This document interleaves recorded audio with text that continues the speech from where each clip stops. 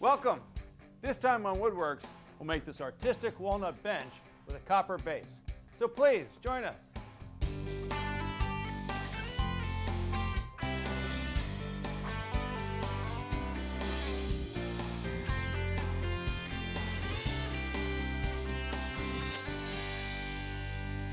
Hi, I'm David Marks.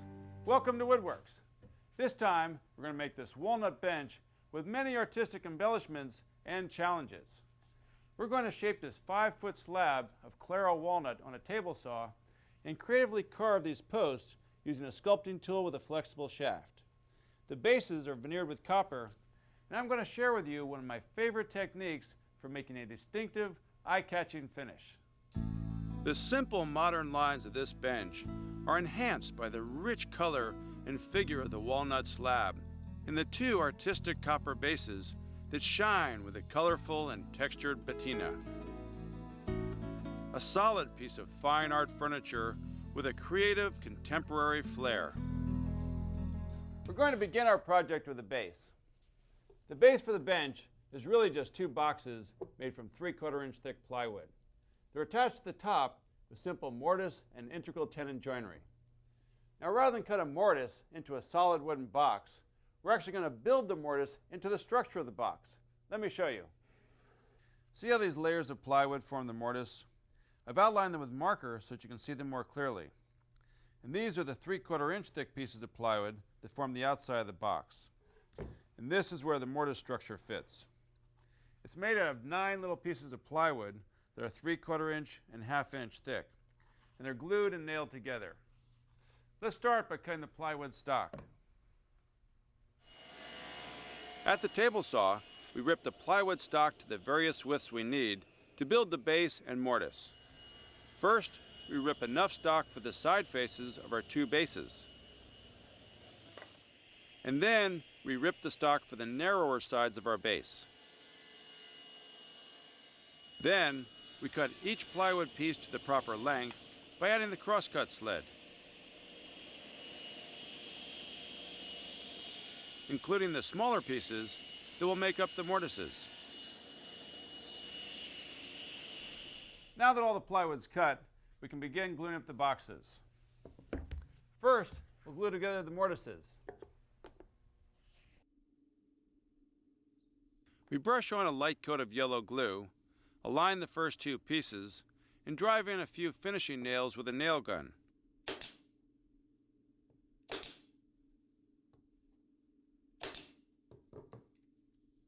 Then apply glue to the top of the stack and align the last piece by driving in a few nails. Next, we brush some glue on the sides, align the plywood stack, and secure it in place with nails. Remember, we want to keep the inside of the mortises clean, so we're careful to apply glue only where we need it. Then we glue on the other side, placing it on top and driving in some more nails. Then we add the bottom. We make 2 of these mortises, 1 for each box. Our mortise is complete. Now, even though the glue hasn't had time to cure, we can still go ahead and assemble the base because we put everything together with nails.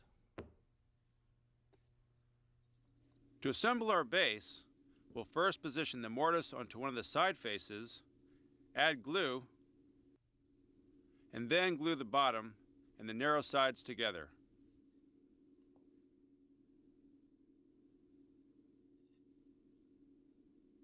We use the nail gun to secure them in place. Next, we'll apply glue to the assembly and the opposing side face, and then put them together, adding some more nails. Then we turn the base over and attach the final side.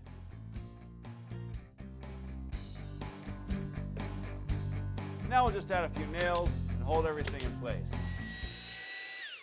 The boxes for our base are dry, so we're just removing the excess glue with a belt sander. Now it's time to veneer the boxes with copper. We're using 16-ounce copper sheeting to cover the bases. We're making the layout marks onto the copper, We're adding about 1/8 of an inch all the way around the sides, just in case the copper slips a little bit during the glue up. To cut the copper sheets to size, we're using a bimetal blade at the bandsaw. A bimetal blade cuts through wood and non-ferrous metals. Use caution when cutting the copper. Always wear your safety glasses to protect yourself from the metallic slivers. Next, on the copper sheet for the top of each base, we use the drill press to punch holes in the corners of the mortise. To prevent the copper from sliding around, we use double-stick tape to secure it to a piece of wood. Now, with the copper still attached to the wood, we use a jigsaw to cut out the mortise. Once we have all the copper pieces cut, we want to rough up the glue sides with a disc sander. We're using 80 grit paper.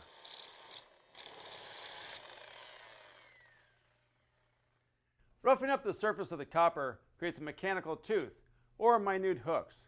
These teeth will bond with a slow curing epoxy, ensuring that our pieces of copper will adhere tightly to the plywood. Now we're ready to glue the copper to our bases by adding a layer of slow-setting epoxy glue onto the copper and the plywood. Next, we set the base onto the copper. The whole assembly is sitting on a layer of cork and plastic. The cork helps even out the clamping pressure so the copper adheres evenly, while the sheet of plastic prevents the cork from sticking to the copper. We'll add several clamps and let it dry for a few hours. Adding the copper takes time because we can't put it all on at once. So we'll glue on one piece, and when the glue dries, we'll flush up the edges at the router table, and then we'll add the next side.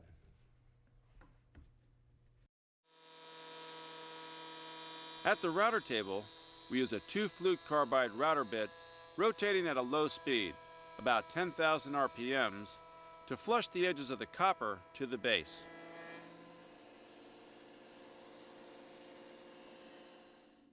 Then we add copper to the next side using epoxy and clamps. Once it's dry, we go back to the router table and flush up that side. We continue adding copper to the sides and trimming the copper flush until the base is entirely veneered with copper. To remove the excess copper on the inside edges of the mortise, we use a handheld router with a flush trim bit installed. And finally, we flush trim the outside edges of the top at the router table. Now our base is entirely veneered with copper. Now that we're done flushing the edges, we can begin work on the posts. We've already milled up some stock that's 3 5/8 of an inch wide by 1.5 inches thick by 7 3/4 of an inch long. Now it's a good idea to mill up your stock a little bit oversized because you can always use some hand tools to trim it down. But if it's too loose, you've got to mill up another post. Now what you're after is a really nice snug fit.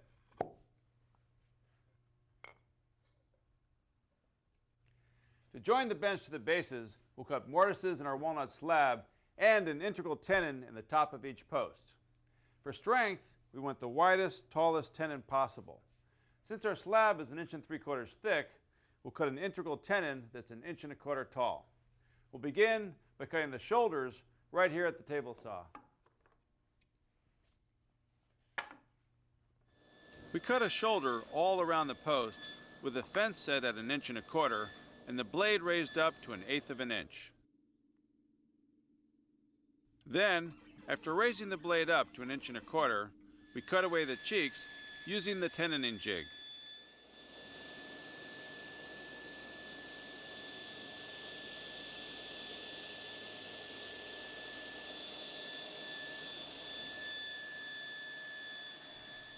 For a perfect fit, it's a good idea to make sure that the shoulders are really clean. You can use a nice sharp chisel to clean away any rough spots. To add texture and to break up the transition from the base to the seat, we're going to sculpt this portion of the post that's visible.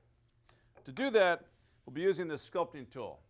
It has a flexible shaft and a rotary cutting burr. We added tape to identify the area we're going to sculpt. We're using our sculpting tool in a motion that's similar to the one you use when erasing back and forth with a pencil. The beauty of this sculpting tool is that it's easy to use and there's very little risk of chip out. Before we glue in the posts, we'll use the air sander to soften these edges and to rough up the copper surface. The rough surface will actually be helpful when we add the chemical mixture to create the patina.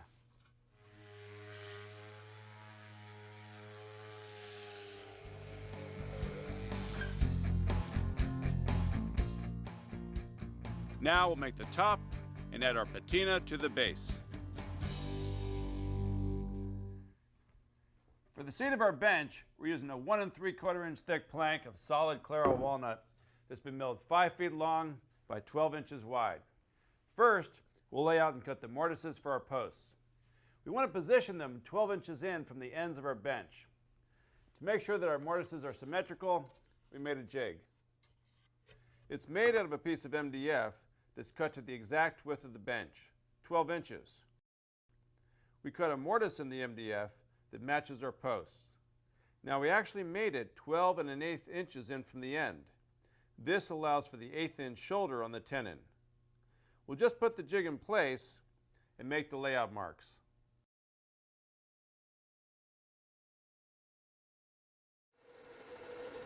At the drill press, we use a 3/4 inch Forstner bit to drill away the bulk of the stock. To make room for the glue, we added a 1/16 of an inch to the depth of our mortise. This means we set the bore on the drill press to 1 5/16. Then, with our template in place, we route the mortise with a flush trim bit with a top bearing. The bearing rides along the sides of the template. It's a good idea to make the cuts in several passes to get the depth we want. Next, use a sharp chisel to square up the corners.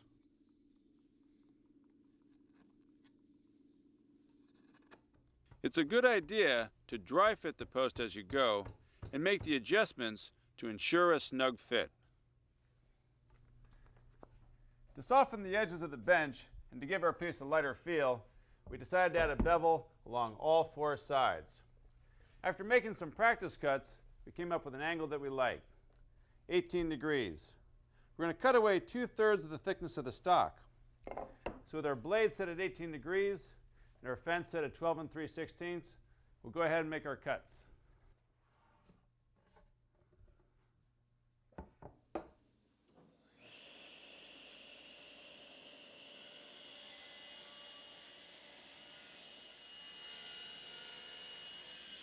After ripping a bevel in the length of our bench, we add the crosscut sled and cut the bevel on the ends of the bench.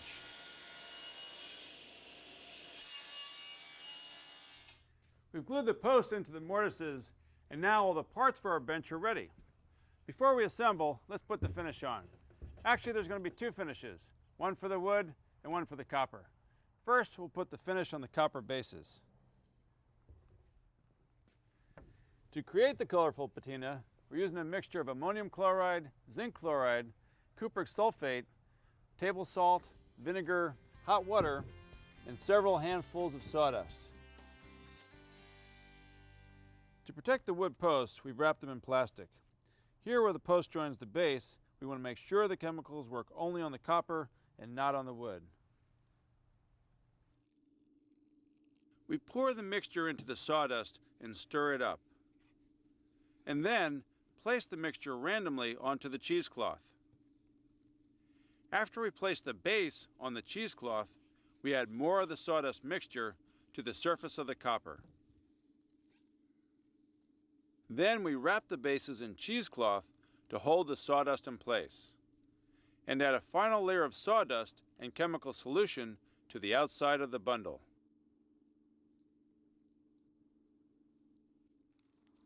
Seal it with some plastic sheeting that is secured tightly with tape.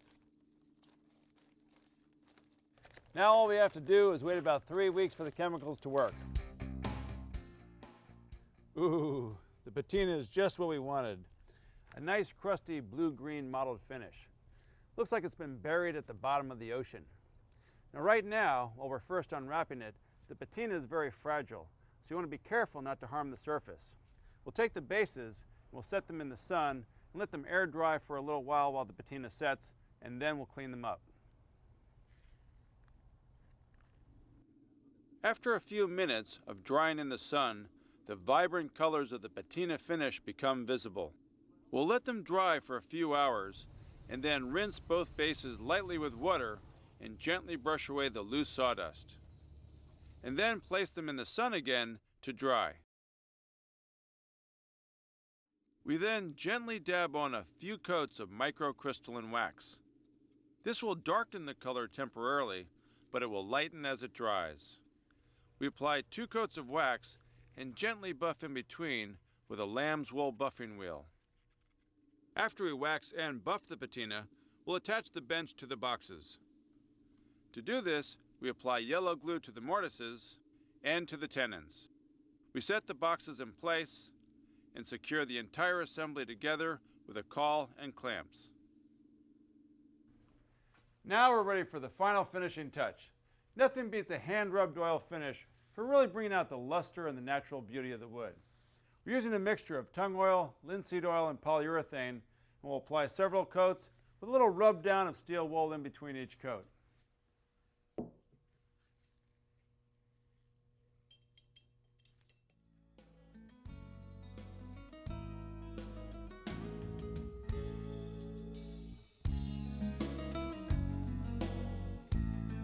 The natural beauty of the walnut is balanced by the spectacular color and texture of the copper bases. The elegant lines of this bench will enhance many design styles and make a comfortable setting in any room of your house. To maintain the patina on the copper, it's a good idea to add a coat of microcrystalline wax maybe once a year to protect the finish. Now this is not an outdoor bench. It's really not designed to take the sun and the rain. It's meant for interior use only. For the wood top, simply apply some oil as needed. I'm David Marks. Thanks for joining us.